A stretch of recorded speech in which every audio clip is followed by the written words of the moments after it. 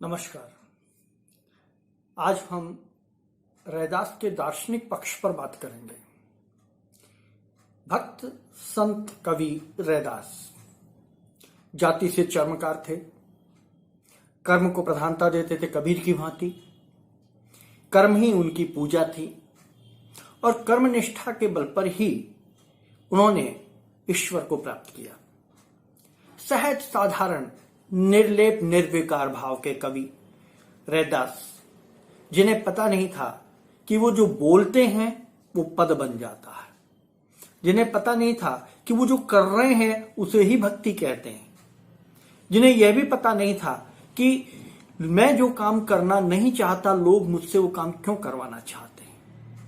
जाति से चर्मकार होने के बावजूद भी वो कहते हैं कि मुझे जूते बनाने नहीं आते, जूते गांठने नहीं आते, लेकिन लोग मुझसे जूते गंठवाना चाहते हैं। लोग वो सारी विधियां करवाना चाहते हैं जो मैं नहीं करना चाहता। ये प्रतीकात्मक है। रैदास ने प्रतीकात्मक भाव से भक्ति को कर्म के साथ जोड़ा और यह भाव केवल रैदास के पास ही हो सकता है। रैदास ने जिस भाव में भक्ति को कर्म के साथ जोड़कर बताया है वह अनुपम है।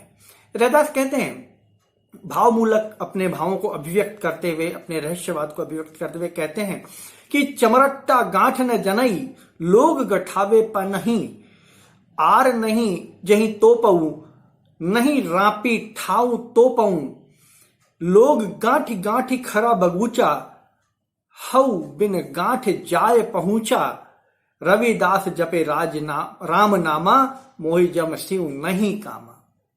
लोग न जाने कितने जतन करते हैं, कितने कर्म करते हैं, पूजा पाठ व्रत बड़ूला पता नहीं क्या क्या करते हैं, तब जाकर ब्रह्म तक पहुंचने का साधन तैयार करते हैं।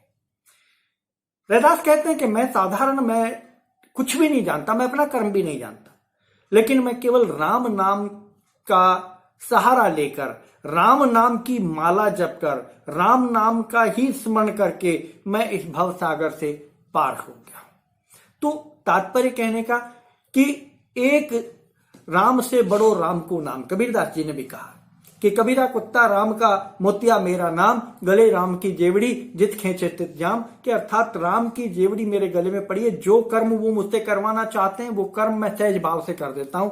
कबीरदास जी ने भी कहा है, तो रैदास जी ने भी इसी बात को अपने ढंग से प्रस्तुत किया है। तो रैदास के रहस्यवाद में जो चीज, जो भाव जो है कर्म प्रधान है, और जो आप भक्ति के भाव में लेके जाते हैं, तो अद्वैतवाद में जो चीज मानी जाती है, अद्वैतवाद में जो भाव होता है, काव्य में वही रहस्यवाद हो जाता है।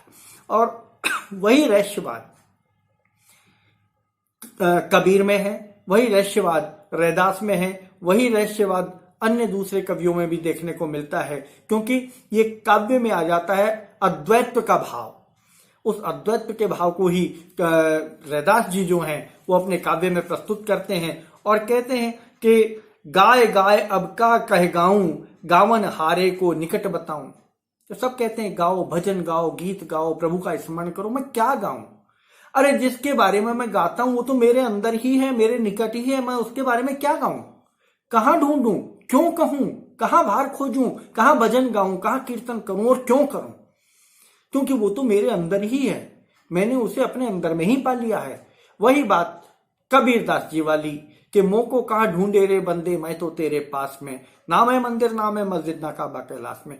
बिल्कुल वही भाव रैदास के रहस्यवाद में भी देखने को मिलता है। और जब कहते हैं रैदास कि जब लगी है यातन की आस, तब लग करे पुकारा, और जब मन मिलो राम सागर तो तब वह मिटी पुकारा।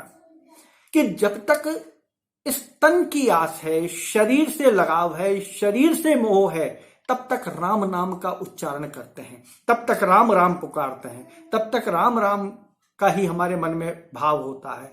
लेकिन जिस दिन हमने इस शरीर को ही गौण कर दिया, इस शरीर से ही हम अलग हो गए और राम नाम रूपी सागर में तिरोहित हो गए, पूर्ण रूप से सारे सांसारिक मोह माया बंधनों को छोड़ दिया, उस दिन हमें उसको पुकारने की, उसको भजन गाने की, उसके गीत गाने की कोई आवश्यकता नहीं। तो रैदास ने अपने दर्शन में इस बात को स्पष्ट किया है कि प्रभु के भाव को जो है वह सहज भाव में अंतर्मन में स्वीकार किया जाता है। वे अपने यौगिक या साधनात्मक रहस्यवाद को प्रस्तुत करते हुए कहते हैं कि आमतौर पर यौगिक और साधनात्मक जो रहस्यवाद है वह अन्य कवियों की भांति स्वतंत्रता पूर्वक रैदास में देखने को मिलता है और रैदास की अभिव्यक्तियां बिल्कुल अलग, एकदम अलग तरह की हैं। वो कहते हैं, दूर करे सत्कर्म सकल अरु, दुख कीने सेऊ, ज्ञान ध्यान धूरी दोऊ,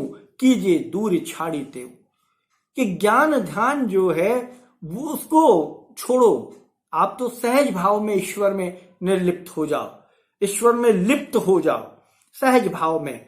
जहां आप ज्ञान ध्यान की बात करोगे, जहां दर्शन शास्त्र की बात करोगे, जहां शास्त्रार्थ की बात करोगे, जहां भजन कीर्तन की बात करोगे, तो वो कहीं ना कहीं उसमें सांसारिक भाव है। और जब हम बिल्कुल एकदम निर्लिप्त भाव से ईश्वर के भजन करेंगे, भक्ति करेंगे, तो सहज ही हम ईश्वर के नजदीक पहुंच जाते हैं।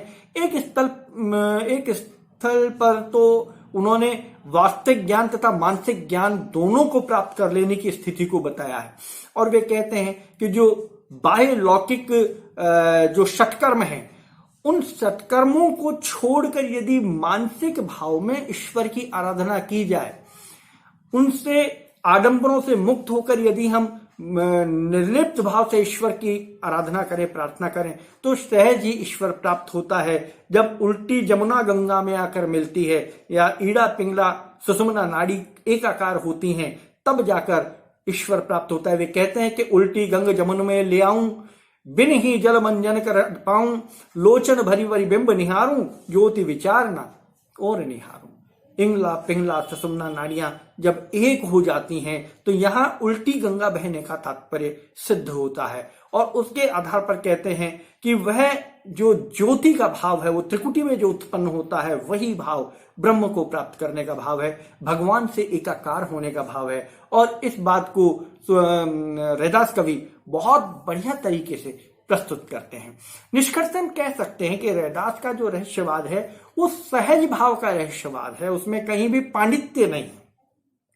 उन्होंने कभी भी अपने काव्य में, अपने साहित्य में पांडित्य प्रदर्शन का प्रयास किया ही नहीं है, क्योंकि वे कर्म को प्रधानता देने वाले कवि थे, वो सहज भाव के कवि थे। उस सहज भाव के कवि भी नहीं कहें हम उन्हें भक्त कहें, जिस भक्त को ये भी नहीं पता कि वो जो बोल रहा है वही काव्य बन रहा है, वो जो बोल रहा है वही ज्ञान की गंगा बह रही है, वह जो बोल रहा है वही दर्शन है, वह जो बोल रहा है वही उसका रहस्यवाद है। इसका भान रैदास को था ही नहीं।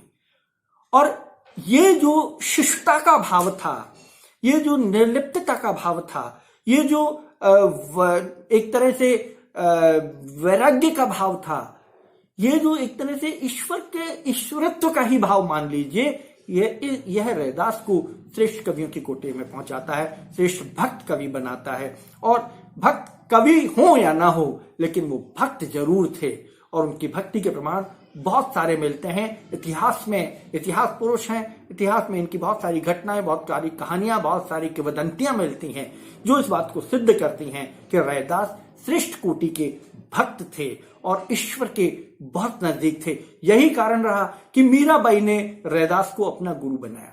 यही कारण था कि मेवाड़ से मीराबाई मिलने उनसे वहां तक पहुंची, इलाहाबाद तक पहुंची।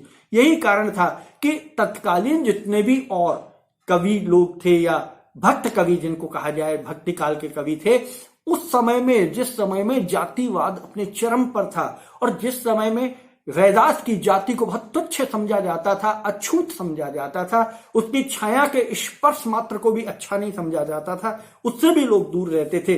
उस समय में जो रैदास का आदर सत्कार सम्मान था, वो किसी भी श्रेष्ठ कुल के श्रेष्ठ कवि से कहीं श्रेष्ठ था। और ये इसका मूल कारण था रैदास की निश्चल भाव की भक्ति, रैदास का ईश्वर के प्रति प्रेम और सहजता। तो हम ये कह सकते हैं कि रैदास का जो भक्ति भाव है, रैदास का जो दर्शन है, रैदास का जो रहस्यवाद है, वो अपने आप में अन्य कवियों से कुछ अलग हटकर है और बिल्कुल निर्मल है। तो इस आधार पर, इस पृष्ठभूमि पर आप इस प्रश्न को तैयार कीजिए। महत्वपूर्ण प्रश्न है, पूछा जाता है रैदास पर कभी कभी, इसलिए छोड़िए नहीं। जब हम और प्रश्नों को ले रहे हैं तो बहुत संक्षिप्त, बहुत सीधा सा प्रश्न है, एक बार या दो बार आप जब उसको सुनेंगे तो ये प्रश्न अपने आप से आपके लिए तैयार हो जाएगा। तो इस प्रश्न को आप तैयार कीजिए।